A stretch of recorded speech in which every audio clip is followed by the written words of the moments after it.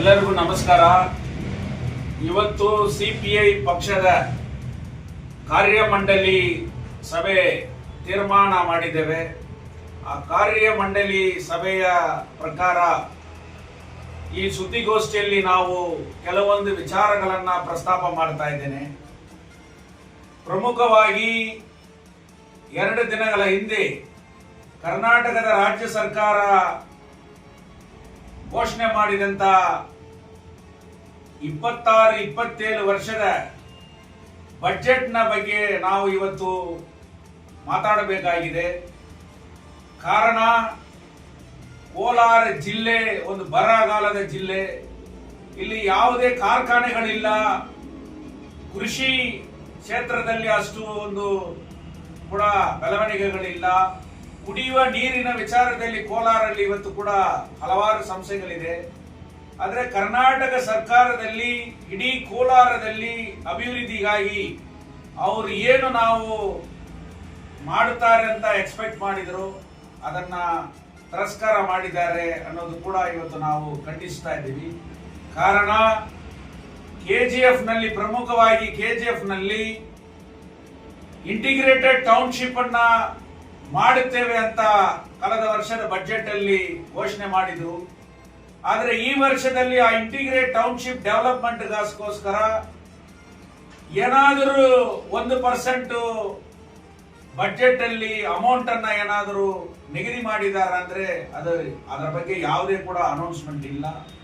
ಆದ್ರೆ ಕೆಜಿಎಫ್ ನಲ್ಲಿ ಕಾರ್ಖಾನೆ ಬರ್ತದೆ, ಕಾರ್ಮಿಕರೆಲ್ಲರಿಗೂ ಕೂಡ ಕೆಲಸ ಸಿಗ್ತದೆ, ಯುವಕರಿಗೆಲ್ಲ 25,000 ಜನಕ್ಕೆ ಕೆಲಸ ಸಿಗ್ತದೆ, ಈ ಕಂಪನಿ ಬರ್ತದೆ, ಆ ಕಂಪನಿ ಬರ್ತದೆ, ನಾಳೆ ಎಲ್ಲರಿಗೂ ಕೂಡ ನಿಮಗೆಲ್ಲ ಅಪಾಯಿಂಟ್ಮೆಂಟ್ ಸಿಗ್ತದೆ ಅನ್ನುವ ಪ್ರಸ್ತಾಪವನ್ನ ಇಡೀ ಕೆಜಿಎಫ್ ಕ್ಷೇತ್ರದಲ್ಲಿ ನಮ್ಮ ಸ್ಥಳೀಯ ಶಾಸಕರು ಮತ್ತು ಅವರ ಬೆಂಬಲಿಗರು ಇದನ್ನ ಪ್ರತಿಯೊಂದು ಸಾರಿ ಕೂಡ ಕಾರ್ಖಾನೆ ಬರ್ತದೆ ಅಂತ ಹೇಳ್ತಾ ಇದ್ದಾರೆ. ಆದ್ರೆ 100 ಏಕರ್ಸ್ ಅಲ್ಲಿ ಅಕ್ವೈರ್ ಮಾಡಿರ್ತಕ್ಕಂತ ಆ ಜಾಗದಲ್ಲಿ ಯಾವ ರೀತಿಯಲ್ಲಿ ಕಂಪನಿ ಬರ್ತದೆ, ಏನ್ ಬರ್ತದೆ, ಎಷ್ಟು ಫಂಡ್ ಅಲಾಟ್ ಆಗಿದೆ ಅನ್ನೋದನ್ನು ಬಜೆಟ್ ಅಲ್ಲಿ ಟೋಟಲಿ ತಿರಸ್ಕಾರ ಮಾಡಿದ್ದಾರೆ. ಇದನ್ನು ನೋಡಿದಾಗ ಕೆಜಿಎಫ್ ಗೆ ಒಂದು ಎಕ್ಸ್ಪೆಕ್ಟೇಷನ್ ಗೆ ಮೋಸ ಆಗಿದೆ, ಒಂದು ಶೂನ್ಯ ಅಂತಾನೆ ನಾವು ಇದನ್ನ ಹೇಳಬೇಕಾಗಿದೆ. ಅದೇ ರೀತಿಯಲ್ಲಿ ಕೆಜಿಎಫ್ ನಲ್ಲಿ ಇನ್ನೊಂದು ಎಕ್ಸ್ಪೆಕ್ಟೇಷನ್ ಇತ್ತು. ಪ್ರತಿದಿನ ಸುಮಾರು ಜನ ಹಾಸ್ಪಿಟ್ಲಿಗೆ ರಫರ್ ಅಂತ ಹೇಳಿ ಸಾಯುವಂತ ಪರಿಸ್ಥಿತಿ ಬರ್ತಾ ಇದೆ. ಕೆಜಿಎಫ್ ಜನರಲ್ ಹಾಸ್ಪಿಟಲ್ ಇವತ್ತು ಹೋಬ್ಳಿ ಸ್ಟೇಟಸ್, ತಾಲೂಕ್ ಸ್ಟೇಟಸ್ ಅನ್ನುವ ಹೋರಾಟದಲ್ಲಿದೆ.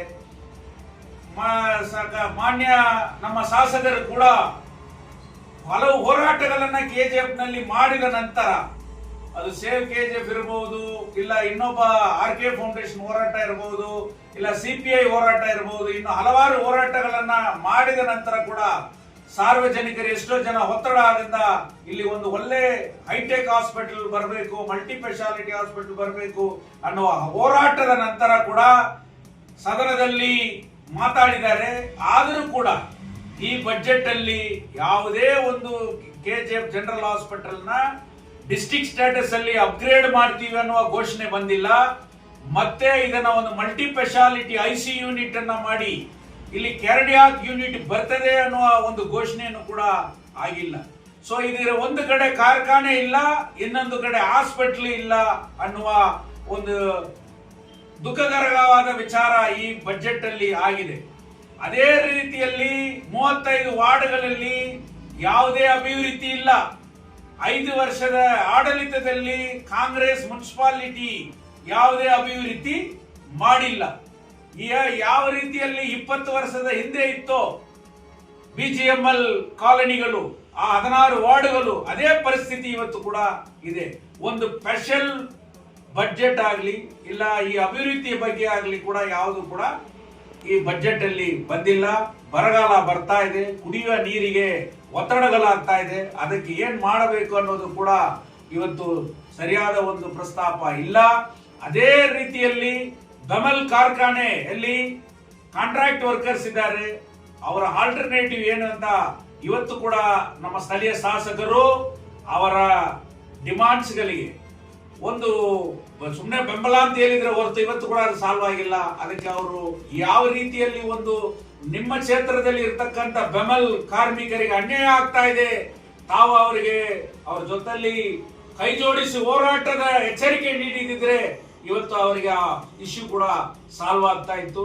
BGML ಮನೆ ವಿಚಾರದಲ್ಲಿ ತಾವು ಇವತ್ತುವರೆಗೆ ರಾಜ್ಯ ಸರ್ಕಾರಕ್ಕಾಗಲಿ ಕೇಂದ್ರ ಸರ್ಕಾರಕ್ಕಾಗಲಿ ಯಾಕೆ ನೀವು ಇದನ್ನು ಮಾಡಲೇಬೇಕನ್ನುವ ಘೋಷಣೆ ಹಾಕದೆ ನೀವು ಹಿಂದೇಟು ಹೊಡಿತಾ ಇದ್ದೀರಿ ಅನ್ನೋದು ಕೂಡ ನಮ್ಮ ಪ್ರಶ್ನೆ ಇವತ್ತು ಇದೆ.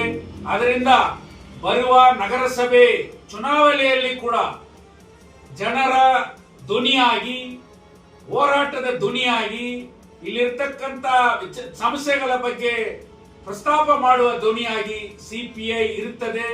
ನಮ್ಮ ಪಾತ್ರ ಪ್ರಮುಖ ಪಾತ್ರವಾಗಿ ಕೂಡ ಇರುತ್ತದೆ.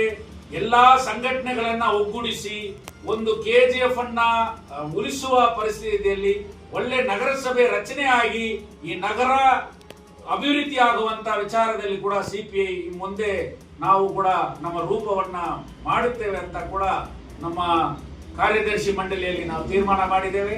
ಅದರ ಪ್ರಕಾರ ನಾವು ಕೂಡ ಹೋರಾಟಗಳನ್ನ ರೂಪಿಸಿದ್ದೇವೆ.